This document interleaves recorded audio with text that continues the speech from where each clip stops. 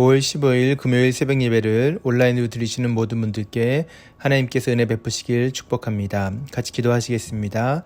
좋으신 하나님 감사합니다. 오늘 하루를 주님 앞에 올려드립니다. 하나님의 말씀으로 시작하는 이 하루의 시간이 하나님께서 능력을 공급하시는 시간 될 수 있도록 축복하여 주시고 그 생명의 양식으로 말미암아 우리의 영혼이 잘된 같이 범사에 잘되면 누릴 수 있는 복된 하루가 될 수 있도록 인도하여 주옵소서. 감사하며 예수님의 이름으로 기도하였습니다. 아멘. 오늘 하나님께서 우리에게 주시는 말씀은 요한복음 19장 23절에서 30절까지의 말씀입니다. 제가 여러분들 대신하여 읽도록 하겠습니다. 군인들이 예수를 십자가에 못 박고 그의 옷을 취하여 네 깃에 나눠 각각 한 깃씩 얻고 속옷도 취하니 이 속옷은 호지 아니하고 위에서부터 통으로 짠 것이라. 군인들은 서로 말하되 이것을 찢지 말고 누가 얻나 제비 뽑자 하니 이는 성경에 그들이 내 옷을 나누고 내 옷을 제비 뽑나이다 한 것을 응하게 하려 함이러라. 군인들은 이런 일을 하고 예수의 십자가 곁에는 그 어머니와 이모와 글로바의 아내 마리아와 막달라 마리아가 섰는지라. 예수께서 자기의 어머니와 사랑하시는 제자가 곁에 서 있는 것을 보시고 자기 어머니께 말씀하시되 여자여 보소서 아들이니이다 하시고 또 그 제자에게 이르시되 보라 내 어머니라 하신대 그때부터 그 제자가 자기 집에 모시니라. 그 후에 예수께서 모든 일이 이미 이루어진 줄 아시고 성경을 응하게 하려 하사 이르시되 내가 목마르다 하시니 거기 신 포도주가 가득히 담긴 그릇이 있는지라. 사람들이 신 포도주를 적신 해면을 우슬초에 메어 예수의 입에 대니 예수께서 신 포도주를 받으신 후에 이르시되 다 이루었다 하시고 머리를 숙이니 영원히 떠나가시니라. 오늘 하나님 주시는 말씀을 가지고 오늘도 가야 할 길이라는 제목으로 함께 은혜 나누기 원합니다. 오늘 본문에서는 예수님께서 십자가에 달려 돌아가시는 장면을 기록하고 있습니다.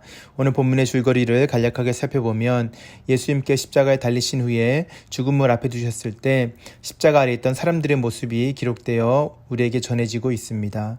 십자가에 달리신 예수님의 옷을 그 당시에 병사들이 함께 나눠 갖는 모습을 보며 우리는 예수님이 당하신 수치가 얼마나 큰 것이었는가를 다시 한 번 더 깨닫게 됩니다.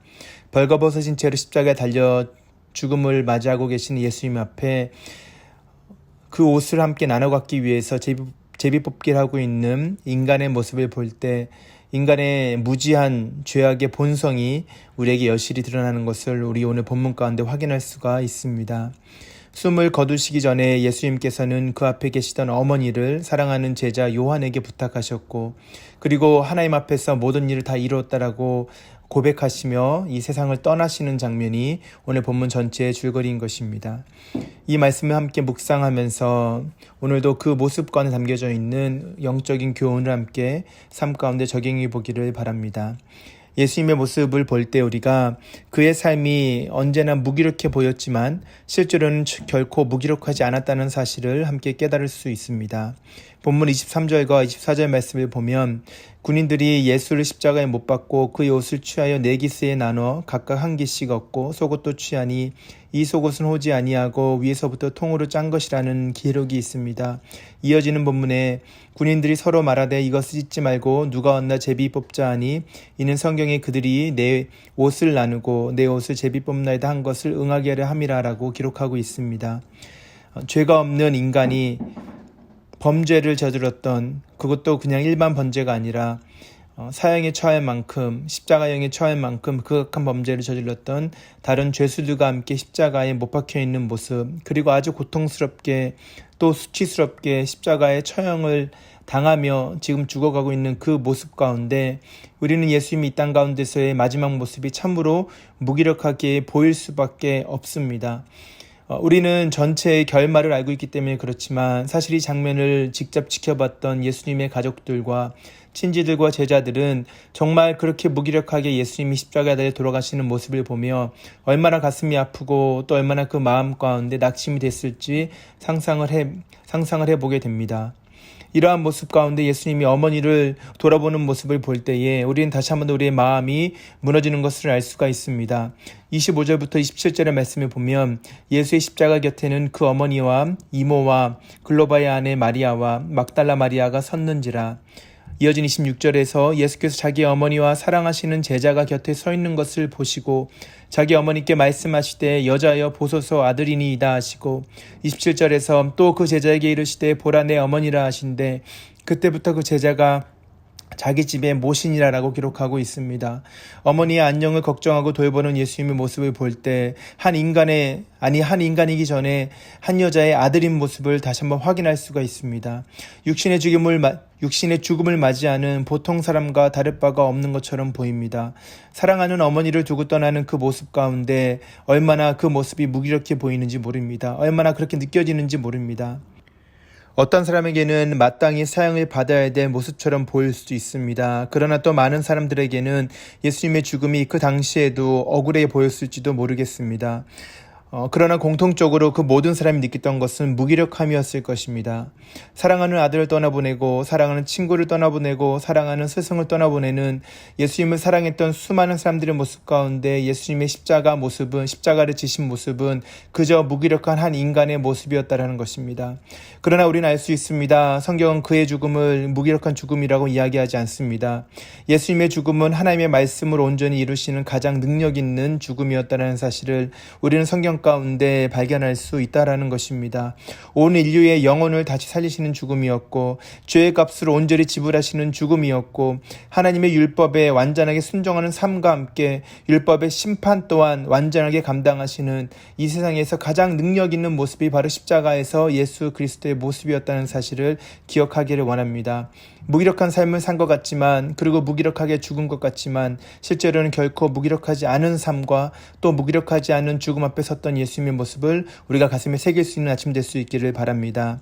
그리고 또 한 번 같이 살펴보기 원하는 것은 예수님의 죽음 가운데 그것은 운명이 아닌 사명을 택한 죽음이었다는 사실입니다. 28절부터 30절의 말씀을 함께 보기 원합니다. 그 후에 예수께서 모든 일이 이미 이루어진 줄 아시고 성경을 응하게 하려 하사 이르시되 내가 목마르다 하시니 거기 신포도주가 가득히 담긴 그릇이 있는지라 사람들이 신포도주를 적신 해면을 우슬초에 메어 예수의 입에 대니 예수께서 신포도주를 받으신 후에 이르시되 다 이루었다 하시고 머리를 숙이니 영혼이 떠나가시니라.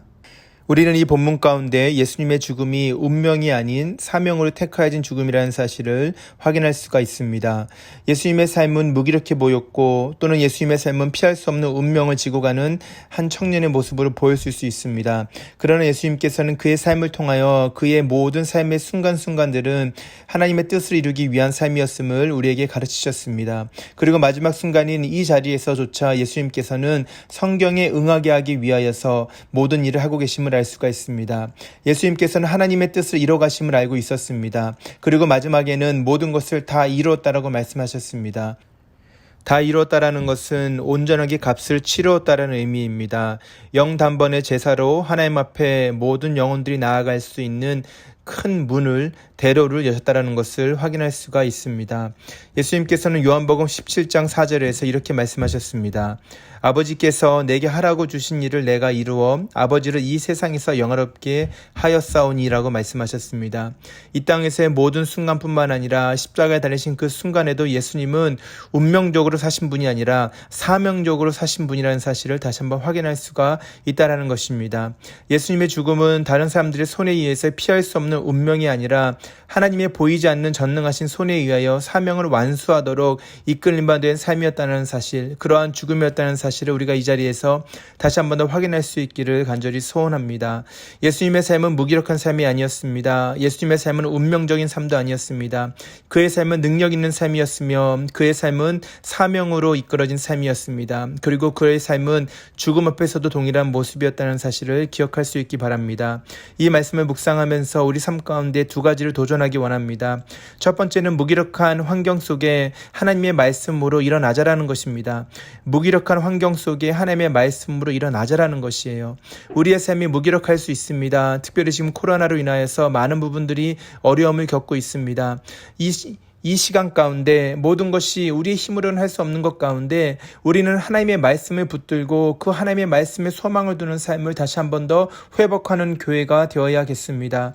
예수님께서 죽음 앞에서 남들이 보기에는 무력한 모습이었지만 그의 마음 가운데는 하나님의 말씀을 이루고자 하는, 하나님의 말씀이 지금도 내 삶 가운데 이루어지고 있다는 확신을 가지고 그 십자가의 죽음을 맞이하셨던 것처럼 그 모습을 우리가 보고 듣고 우리가 묵상할 수 있다라면 오늘 지금 이 시간 가운데도 우리의 삶이 아무리 무기력한 환경 속에 있다 하더라도 하나님의 말씀을 붙들고 그 말씀으로 다시 한번 일어날 수 있는 모든 성도님들의 삶이 될 수 있기를 주의 이름으로 축복합니다.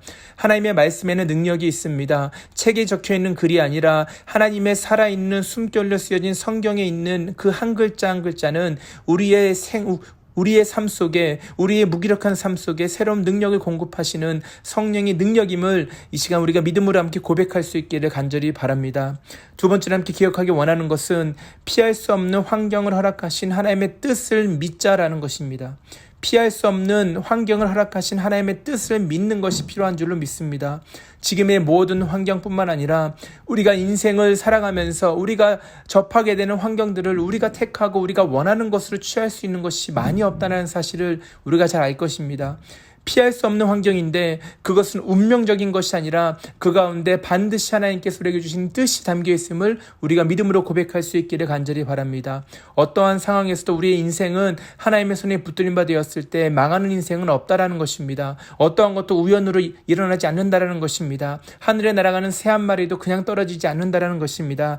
그렇다면 우리가 지금 우리 눈앞에 펼쳐지는 환경이 내가 피할 수 없고 내가 피하고 싶었지만 피하지 못해서 지금 주저앉아 있는 자리라 할지라도 그 가운데 하나님의 숨어진 뜻이 있음을 우리가 믿음으로 볼 수 있기를 바랍니다. 그 뜻은 아름다운 것입니다. 그 뜻은 승리하는 것입니다. 그 뜻은 선하신 것입니다. 하나님께서 그러한 하나님의 은혜 가운데 지금 이 시간에도 함께 말씀을 나눈 성도들의 삶과 그 가정과 삶의 터전 위에 그 놀라우신 뜻으로 함께하고 계심을 믿음으로 고백하기를 간절히 소원해 봅니다.